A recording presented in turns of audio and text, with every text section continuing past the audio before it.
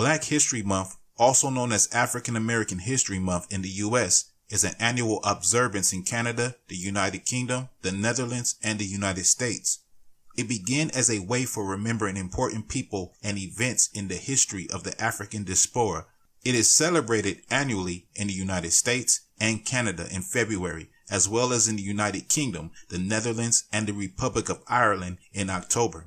The precursor to Black History Month was created in 1926 in the United States, when historian Carter G. Woodson and the Association for the Study of Negro Life and History announced the second week of February to be Negro History Week. This week was chosen because it coincided with the birthday of Abraham Lincoln on February 12th and of Frederick Douglass on February 14th, both of which dates Black communities had celebrated together since the late 19th century. From the event's initial phase, primary emphasis was placed on encouraging the coordinated teaching of the history of American Blacks in the nation's public schools. The first Negro History Week was met with a lukewarm response, gaining the cooperation of the Departments of Education of the states of North Carolina, Delaware, and West Virginia, as well as the city school administrations of Baltimore and Washington, D.C.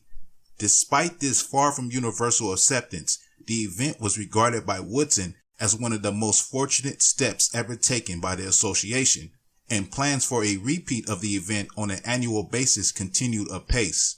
By 1929, the Journal of Negro History was able to note that with only 2 exceptions, officials with the state departments of educations of every state with considerable Negro population had made the event known to that state's teachers and distributed official literature associated with the event. Churches also played a significant role in the distribution of literature in association with Negro History Week during the initial interval, with the mainstream and Black press aiding in the publicity effort. Negro History Week was met with enthusiastic response. It prompted the creation of Black history clubs, an increase in interest among teachers, and interest from progressive whites. Negro History Week grew in popularity throughout the following decades, with mayors across the United States endorsing it as a holiday. Black History Month was first proposed by Black educators and the Black United Students at Kent State University in February 1969. The first celebration of Black History Month took place at Kent State 1 year later, the whole month of February in 1970. 6 years later, Black History Month was being celebrated all across the country in educational institutions, centers of Black culture, and community centers both great and small.